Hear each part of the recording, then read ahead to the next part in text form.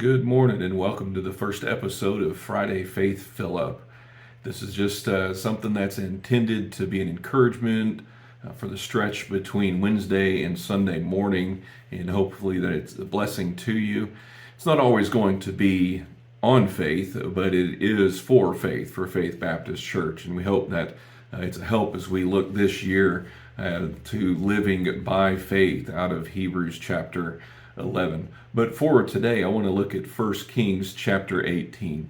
We're all familiar with the story with Elijah and the prophets of Baal and the battle that took place on Mount Carmel. What an amazing battle that was.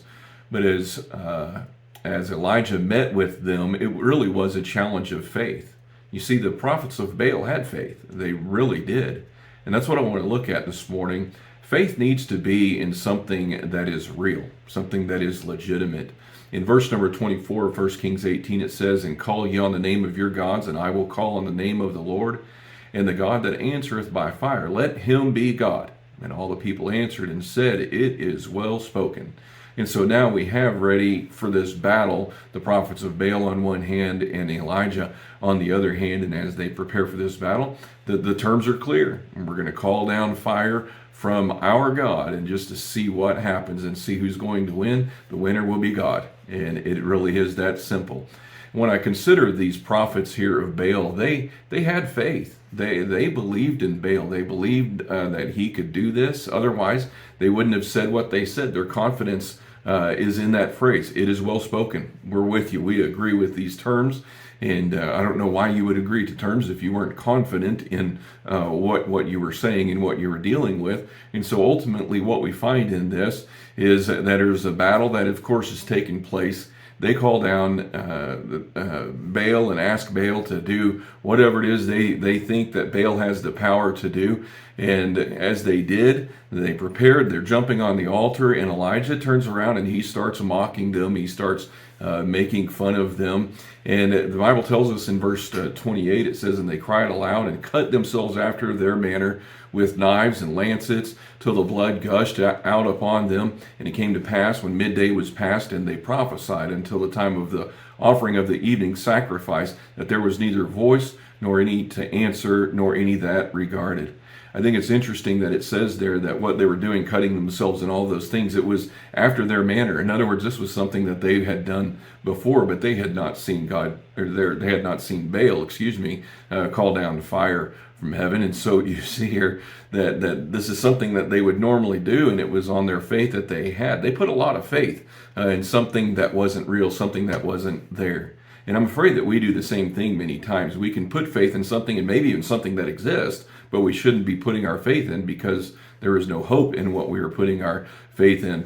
I think probably one of the most obvious things that we would all agree on, government. There are people, believe it or not, that put their faith in government, that the government's going to deliver us. The government has the answer. And in that kind of a thinking, I think we pretty much know that the government isn't the answer, and that's not something that we can have faith in. What about our security, our job, our money, all of the things that we have around us?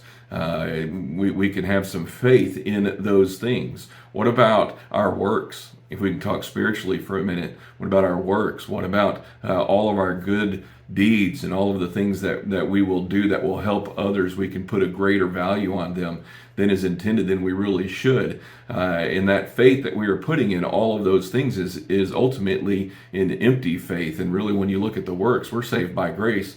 And we understand that that is not by the works that we do. Otherwise, we'd go around and brag about it and talk about how good we are and all of those things. But faith has to be in something that is real. Or could we say someone that is real? For Elijah, God was real. He knew that God was real. He had the confidence in him, and he had the expectation from him that he would do as he had done before. It was his confidence from the experience that he had from him.